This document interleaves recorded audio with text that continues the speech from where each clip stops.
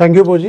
Students, previous episode में हमने cases of sliding के बारे में बात करी थी और कई केसेस डिस्कस किए थे फंडामेंटल लेवल पे कैसे स्लाइडिंग कंडीशन को एनालाइज किया जाता है। यहाँ पे भी मैं एक ऐसा ही केस ले रहा हूँ बट थोड़ा सा डिफरेंट है, थोड़ा सा ट्रिकी भी है, but again it is on fundamental level और इस लेवल पे भी बहुत सारे क्वेश्चन इस तरह के पूछे जाते हैं। So be careful on this. This is the case of minimum sliding force on ground. It says the block of weight W rest on a horizontal floor with the coefficient of friction mu. If we draw the situation, हमारे पास एक block given है which is of weight W and ground friction coefficient is given to us as mu. It is saying it is desired to make the block move by applying a minimum amount of force. यहाँ पे minimum word extra डाला हुआ है. The angle theta from the horizontal at which force should be applied. That means horizontal से अगर theta angle पे force apply किया जाए, obviously upward. It should not be downward. क्योंकि downward force लगाओगे तो previous episode में मैंने केस लिया था जिसमें कितना भी फोर्स लगा लो ब्लॉक नहीं मूव करता, ऐसी कंडीशन बन सकती है। मींस डाउनवर्ड फोर्स तब लेंगे जब मैक्सिमम वैल्यू ऑफ फोर्स देखना और वो हमेशा हॉरिजॉन्टल केस में इनफाइनाइट ही रहता है। So minimum force certainly it will be applied in upward direction, क्योंकि एफ कॉस थीटा इसको स्लाइड करेगा और यहाँ पे एफ साइन थीटा इसको ऊपर उठाने की कोशिश करेगा, तो normal reaction is going to decrease on it. Normal reaction is an upward direction. Ground की नॉर्मल रिएक्शन यहाँ यूज नहीं होगी और क्योंकि स्लाइडिंग फॉरवर्ड है तो लिमिटिंग फ्रिक्शन या फ्रिक्शन इस पे बैकवर्ड लगेगा। So in this case, it is asking the angle theta from the horizontal at which force should be applied and magnitude of force we need to calculate. Theta भी निकालना है, F भी निकालना है. So हम यहाँ पे directly कह सकते हैं to slide. Condition is F cos theta should be equals to mu n. And normal reaction can be balanced with the free body diagram as n plus F sin theta should be equals to W.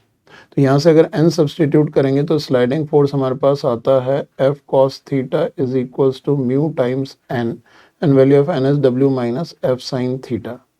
Now in this case अगर आप F calculate करें तो value of F हमको मिलती है mu W upon cos theta plus mu sin theta. That means the value of force is dependent upon theta और हमको F की मिनिमम वैल्यू चाहिए। F minimum will be when df by d theta is equals to 0।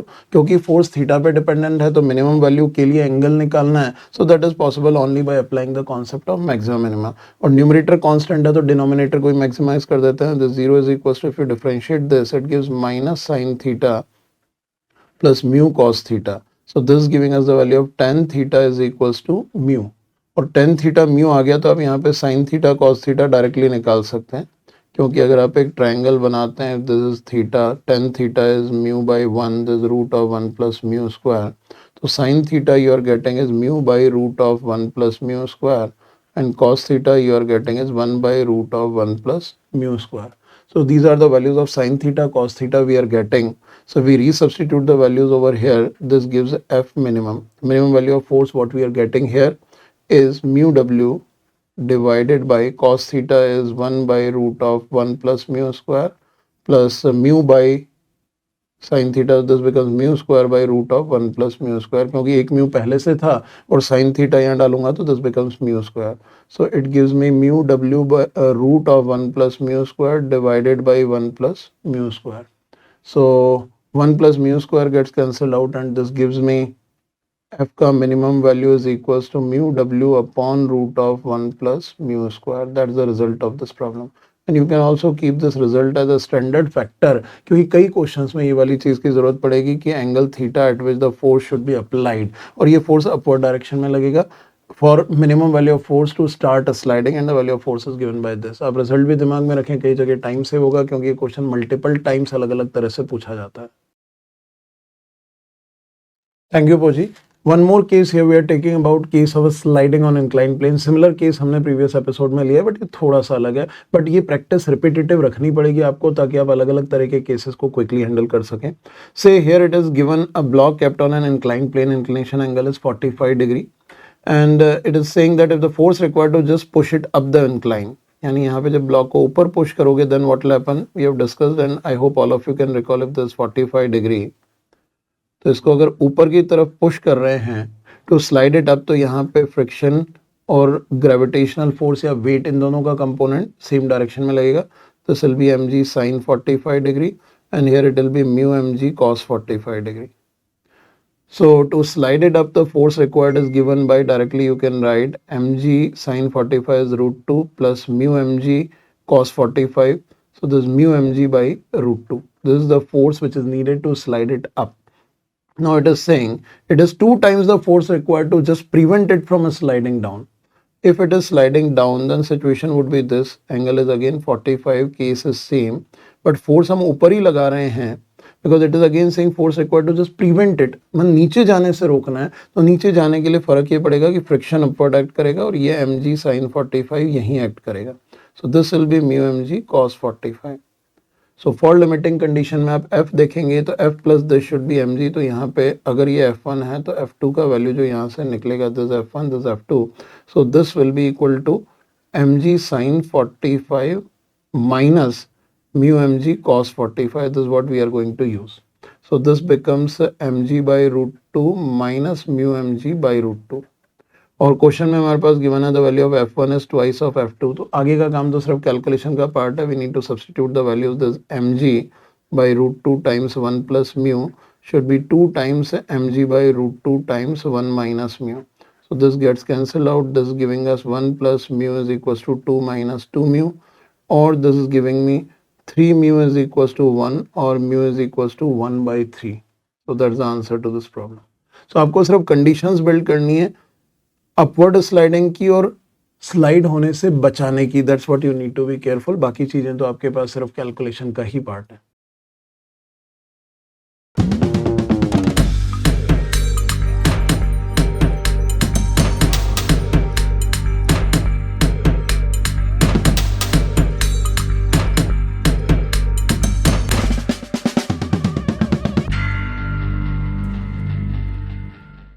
Thank you पोजी. Case of sliding on incline पे कई बार direct acceleration की जरूरत पड़ती है, तो I am taking up this case of sliding on a rough incline plane once again. ये दूसरी तीसरी बार मैं केस ले रहा हूँ क्योंकि ये चीज़ें आपको अब दिमाग में फिट करनी है और अपने शॉर्ट नोट्स को भी मॉडिफाई करके रखना है. कॉन्सेप्ट वीडियो से आपने थ्योरेटिकल पार्ट कवर किया होगा, रिविजन चेकलिस्ट से आपने शॉर्ट नोट्स बनाए होंगे, अब कुछ और मॉडिफाई कर लीजिए. That's also very much helpful. It's the body of mass M is launched up on a rough incline plane making an angle 30 degree with the horizontal. तो सिचुएशन इज दिस. एक incline plane है, it is 30 degree incline with the horizontal, और m mass की body को rough plane के ऊपर launch किया. This is a body of mass m, और लॉन्च किया मतलब ऊपर थ्रो किया, तो ऊपर जाएगा फिर फिसल के वापस नीचे आएगा. And it is asking the coefficient of friction between the body and plane is √x by 5 if the time of ascent is half of the time of ascent. तो अगर यहाँ से नीचे से ऊपर जाने का टाइम t अप है और फिर नीचे आने का टाइम t डाउन है, तो according to the question here it is asking the value of coefficient of friction. अगर time of ascent half of time of descent है, क्वेश्चन में दिया हुआ है T up is equals to half of T down और T descent. Time निकालने का सीधा सा तरीका, अगर ये एल डिस्टेंस चला होगा, ये x इक्वल्स टू 0 है, ये x इक्वल्स टू एल है. इन दिस केस x एक्सिस पे ले रहा हूँ मैं. This is not the same value of x. ये तो numerical integer will calculate at the end after calculating the value of friction. So in this situation L जाने का जो टाइम होगा वो होगा √2L/a, और यहाँ पे ये √2L/a कैलकुलेट करने के लिए you just have a look कि एक्सेलरेशन क्या होगा. जब ये ऊपर जाएगा तो mg sin थीटा और mu mg cos थीटा, ये दोनों फोर्स नीचे लगेंगे. And when it is coming down, ये नीचे आ रहा होगा तो इस पर डाउनवर्ड लगेगा mg sin थीटा और पीछे लगेगा mu mg cos थीटा. अभी जस्ट प्रीवियस केस में हमने यही बातें करी थी. तो आपको ये डायरेक्ट ध्यान रखना है, जब अपवर्ड एक्सेलरेशन होगा तो this will be equal to g sin theta plus mu g cos theta. This will be the upward acceleration and obviously this is negative because it is retarding the body. Final velocity 0 होगी. और downward acceleration जो होगा वो positive होगा. If we talk about magnitude, it is g sin theta minus mu g cos theta. ये चीज आपको दिमाग में रखनी है.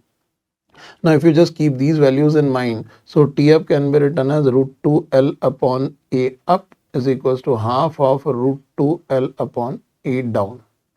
So 2L gets cancelled out, square कर दीजिए. A down into 4 is equals to A up. This is what we need to use. So this 4 times A down is G common ले लीजिए. It is sin theta minus mu cos theta, and this is equal to sin theta plus mu cos theta. This is what we are having, and the value of mu we need to calculate. The value of theta is given to us as 30 degree. So यहाँ पे g यहाँ भी बाहर होगा तो g cancel हो जाएगा.